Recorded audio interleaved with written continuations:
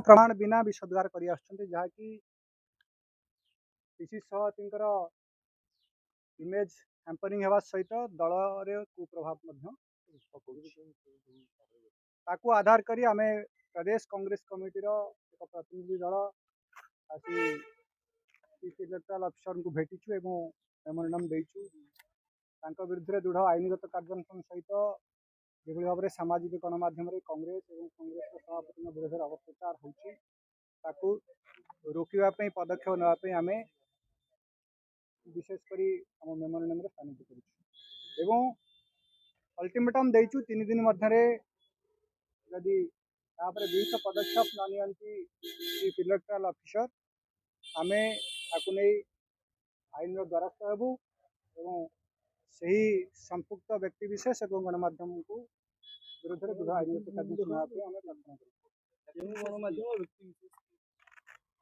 आम देचु निर्दिष्ट भाव में लिखिकी देचु आपण मेमोरेंडम देदेवी आप जापर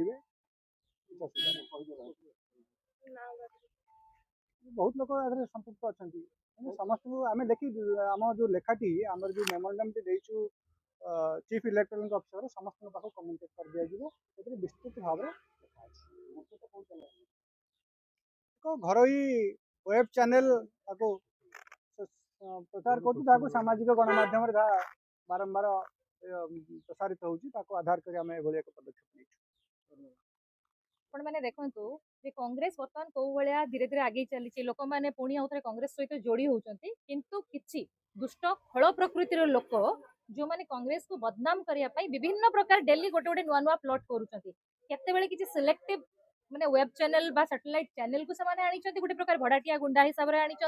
तो केते किसी लोक को कांग्रेस रे मिसेइबा बहाना रे कांग्रेस भवन में आनिकी हाई वोल्टेज ड्रामा करिसंती आ यार मूल केवल गोटे उद्देश्य रही जो पॉपुलैरिटी कांग्रेस गेन करिछि नुआपड़ा इलेक्शन टा वर्तमान जो बाई इलेक्शन टा अछि ताकू केमती प्रतिहत करा जिवो सेइथिरे औषध विकल रे ताकिया कामुडा जो अवस्था है माने सेया करूछंती आपण माने जदि भल भाबरे भी देखिबे जो दिन गोटे 15 तारिख दिन गोटे हाई वोल्टेज ड्रामा आइतला जने जनैक व्यक्ति यात्रार मालिक जड़े जी निजक कहते सी आसिकी जिते हजार हजार कर्मी धरिकी आसिकी कांग्रेस भवन सामने जेहेतु जानते जे आमर जे कांग्रेस सभापति नहांती नुआपड़ा इलेक्शन में व्यस्त अच्छी तापर किसी लोक पैसा पत्र देके आनिकी गोटे ड्रामा कले सहित गोटे सिलेक्टिव मीडिया जहाँ ना आज आम कंप्लेन देचु माने मु आपन कहक भी चाहिए जे सुधांशु बाबू आपण माने बुझी जानतु जे मु कहा कथा कहूची निजे तांकर आपणकर देखिथिबे केमिति उस्कौथिले लोककर्मी मानकु एठी कांग्रेस भवन सामने बसी जानतु एठी धारणा दियंतु एठी धारणा देकी कांग्रेस को बदनाम करंतु आउ जने संपादक जो वज्रकला बेला गोटे जो आपणकर पेपर टे अछि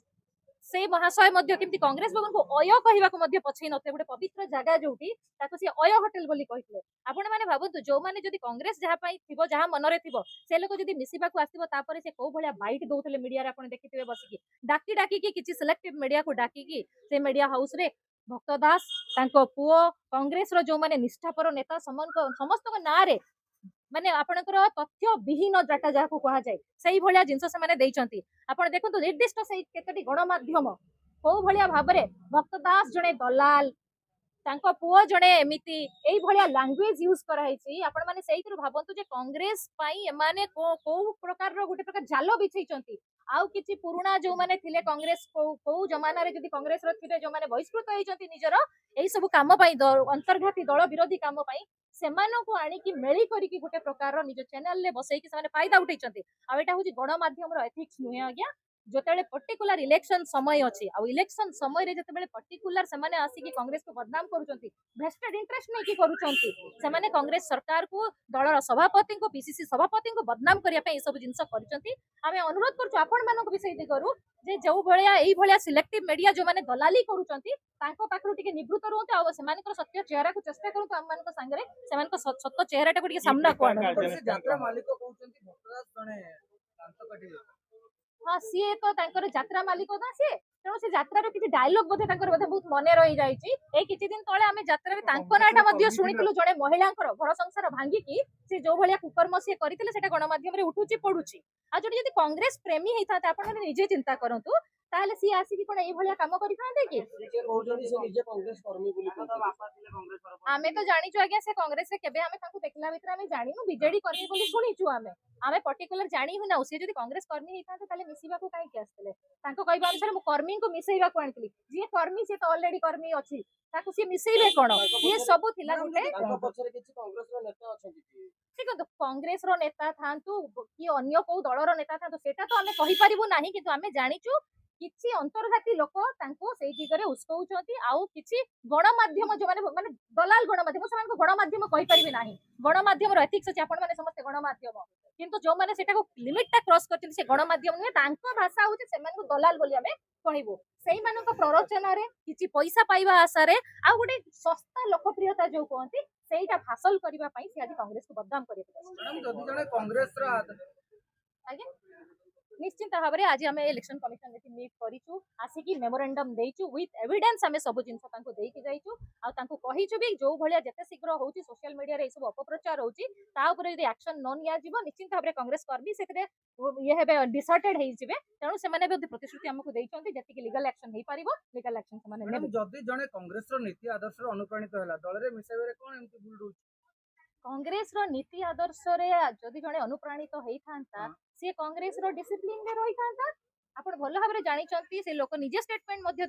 ଦେଇଛନ୍ତି ଯେ ତାଙ୍କୁ ମନା କରାଯାଇଥିଲା ସେତେବେଳେ ନୂଆପଡା ଇଲେକ୍ସନଟା ଚାଲିଛି ଆଜ୍ଞା। ଇଲେକ୍ସନ ସମୟରେ ଜଣେ ଯଦି ଉଦ୍ଧତ ପଣିଆ ହବ ସେ କଂଗ୍ରେସର ନୀତି ଆଦର୍ଶ ପାଳନ କରୁଛି ବୋଲି ଆପଣ କେମିତି କହିବେ? ଇଏ ତ ଗୋଟେ ପ୍ରକାର ପ୍ରି ପ୍ଲାନ୍ଡ ହେଇଛି ନା। ଆଉ ଯଦି ସେ କଂଗ୍ରେସକୁ ଏତେ ଭଲ ପାଉଥାନ୍ତେ ଏତେ ଦିନ ତ କାହିଁ ଆମେ ତାଙ୍କର ଇନଭଲଭମେଣ୍ଟ କଂଗ୍ରେସରେ ଦେଖିନଥିଲୁ। ଆଉ ଏଇ 20,000 କର୍ମୀ କୋଉଠୁ ଆଣିଲେ ସିଏ କୋଉ ଜାଗାରୁ ଆଣିଲେ? ଆମର ତାହେଲେ ଯାଜପୁରରେ ଆଜ୍ଞା 500-600 ଭୋଟ ତ ହେଇନଥାନ୍ତା ତାଙ୍କ କଥା ଅନୁସାରେ। ଯଦି ଏତେ ସବୁ କଂଗ୍ରେସକୁ ଭଲ ପାଉଥିବା କର୍ମୀ ଥିଲେ ହଠାତ୍ ତାଙ୍କର ଯାତ୍ରା ପାର୍ଟିର କର୍ମୀ ହୁଅନ୍ତୁ କି ତାଙ୍କର କୋଉ ଜାଗାର କର୍ମୀ ହୁଅନ୍ତୁ ବା ଅନ୍ୟ ଦଳରୁ ଭଡାଟିଆ ଆଣିଥିବା କର୍ମୀ ହୁଅନ୍ତୁ ଯାହାକୁ ନେଇକି ସିଏ ଆସିଥିଲେ ନା କଂଗ୍ରେସର ଆଦର୍ଶ ତାଙ୍କ ପାଖରେ ଅଛି ନା କଂଗ୍ରେସ ଦ୍ୱାରା ସେ ଅନୁପ୍ରାଣିତ ନା କଂଗ୍ରେସ ବିଷୟରେ ସେ ABC ଜାଣିଛନ୍ତି। ମ୍ୟାଡାମ ଗୋଟେ ବାହାରେ ଚର୍ଚ୍ଚା ହେଉଛି କଂଗ୍ରେସର କିଛି ବିଧାୟକ ମଧ୍ୟ ତାଙ୍କୁ ପରୋକ୍ଷରେ ଉସ୍କାଉଥିଲେ। ଦେଖନ୍ତୁ କଂଗ୍ରେସକୁ ବଦନାମ କରିବା ପାଇଁ ଯେମିତି ଚକ୍ରାନ୍ତ ହଉଛି ସେମିତି କଂଗ୍ରେସର କିଛି ଲୋକଙ୍କ ନାଁ ମଧ୍ୟ ଉଠା ହଉଛି ସେଇ ଜାଗାରେ। ତେଣୁ ସେଥିରେ ଆପଣ ମାନେ କେମିତି କହିବେ ଯେ କଂଗ୍ରେସର କିଏ ଅଛନ୍ତି ବୋଲି? କଂଗ୍ରେସର ନାଁ ନେଇକି କଂଗ୍ରେସ ଭିତରେ ଫାଟ ସୃଷ୍ଟି କରିବା ପାଇଁ ଏଟା ଗୋଟେ ଚକ୍ରାନ୍ତ ବୋଲି ଆପଣ ଭାବି ନିଅନ୍ତୁ। ଆପଣ ନା ଡିଭାଇଡେଡ ୱି ଫଲ୍ ନା, ୟୁନାଇଟେଡ ଆମେ ରହିଲେ ଆମକୁ ବି ଭାଙ୍ଗି ପାରିବେନି, ଡିଭାଇଡେଡ ୱି ଫଲ୍। ତେଣୁ କଂଗ୍ରେସକୁ ଭାଙ୍ଗିବା ପାଇଁ ଏଇ ସବୁ ଜିନିଷ କରାଯାଉଛି। କହୁଛନ୍ତି ରାହୁଲ ଗାନ୍ଧୀଙ୍କ ପାଖରେ ଦିଲ୍ଲୀରେ ଯାଇ ମିଶିବେ। ରାହୁଲ ଗାନ୍ଧୀ ଜଣେ ବହୁତ ଶୃଙ୍ଖଳିତ ନେତା ଆଜ୍ଞା, ଆପଣ ମାନେ ସମସ୍ତେ ଜାଣିଛନ୍ତି। ଡିସିପ୍ଲିନ ରାହୁଲ ଗାନ୍ଧୀଙ୍କର ସବୁଠାରୁ ଗୋଟେ ମାନେ ବଡ ମନ୍ତ୍ର ତାଙ୍କର। ଆଉ ଶୃଙ୍ଖଳା ଯାହାର ନାହିଁ ସେ କଂଗ୍ରେସରେ ଆସିପାରିବ ନାହିଁ। ସେଇଥିପାଇଁ ତ ଆଜ୍ଞା କଂଗ୍ରେସ ସେଇ ତାର ଆଦର୍ଶକୁ ନେଇକି ସବୁବେଳେ ଆଗୁଆ ରହିଛି। ଆଜ୍ଞା ସମୟ କହିବନି କି ତାଙ୍କର ପ୍ରତ୍ୟେକ କାର୍ଯ୍ୟକଳାପ ଅଛି। ସିଏ ଯଦି ପ୍ରକୃତରେ କଂଗ୍ରେସ କର୍ମୀ ହେଇଥିବେ ସେ ଠିକ କଂଗ୍ରେସ ଫୋରମରେ ଯାଇଥାନ୍ତେ ନା। ଏଇଭଳିଆ ମୁଁ ଏଇଠି ଆକୁ ଦେଖିନେବି ତାକୁ ସେଇଠି ଦେଖିନେବି ତାକୁ ସେଇଠି ଦେଖିନେବି, ଏଇଠି ତମେ ଆପଣ ଆମର ଦଳର ସଭାପତିଙ୍କୁ ଅବମାନନା କରିବ, ଦଳର ସଭାପତିଙ୍କୁ ଯାଚ୍ଛାତା କହିବ, ଆଉ ସେଠି ଯାଇକି ତୁମେ AICC ର ସଭାପତିଙ୍କୁ ଯାଇକି ତମେ କଣ କହିବ ନା ତାଙ୍କର ଦଳର ବିଧାୟକକୁ କଣ କହିବ ନା ନେତା ମନ୍ତ୍ରୀଙ୍କୁ କଣ କହିବ? ଦେଖନ୍ତୁ ଆମେ ଅଲରେଡି ରିକ୍ୱେଷ୍ଟ କରିସାରିଛୁ ଆଉ ଏଟା ଇଲେକ୍ସନ କମିଶନର ଦାୟିତ୍ୱ। ବର୍ତ୍ତମାନ ଅବାଧ ନିରପେକ୍ଷ ନିର୍ବାଚନ ସମସ୍ତେ ଆଶା କରିବେ, ଆଉ ଯଦି ସେଟା ନ କରାଯିବ ତାହେଲେ ସେଟାରେ ପ୍ରଶ୍ନବାଚୀ ଲୋକଙ୍କୁ ସେମାନେ ଉତ୍ତର ଦେବେ। ସେଇ ଜିନିଷ ଆମେ କୌଣସି ମାନେ ଅନଏଭିଡେଣ୍ଟେଡ ଜିନିଷ ଦେଇନାହୁଁ, ଆମେ ଏଭିଡେନ୍ସ ସହିତ ଦେଇଛୁ। ଆଉ ଆମ ଏଗେନ୍ଷ୍ଟରେ ଯାହା ବି ପ୍ରଚାର ହେଇଛି ସଭାପତିଙ୍କ ଏଗେନ୍ଷ୍ଟରେ ତାଙ୍କ ପୁଅଙ୍କ ଏଗେନ୍ଷ୍ଟରେ ଯଦି ପ୍ରତ୍ୟେକ ଗୋଟେ ବି ଜିନିଷ ଆଣିକି ସେମାନେ ପ୍ରମାଣିତ କରିପାରିବେ ଗଣମାଧ୍ୟମ ଆଗରେ ଆମେ ସେଟାକୁ ୱେଲକମ କରିବୁ। ନିଶ୍ଚିତ ଭାବରେ ନ୍ୟାୟାଳୟକୁ ଯିବା ପାଇଁ ଆମେ ତ ଅଲରେଡି ଗୋଟେ ଜାଗାରେ ଫୋରମରେ ଆସି ସାରିଲୁଣି। ଆଉ ଆଗକୁ ବି ଯଦି ସେମାନେ ନିବୃତ୍ତ ନ ହଉଛନ୍ତି ତାଙ୍କ ପାଇଁ ଆଇନର ରାସ୍ତା ଅଛି ଆଉ ଆଇନ ବାଟ ସେମାନେ ଦେଖିବେ।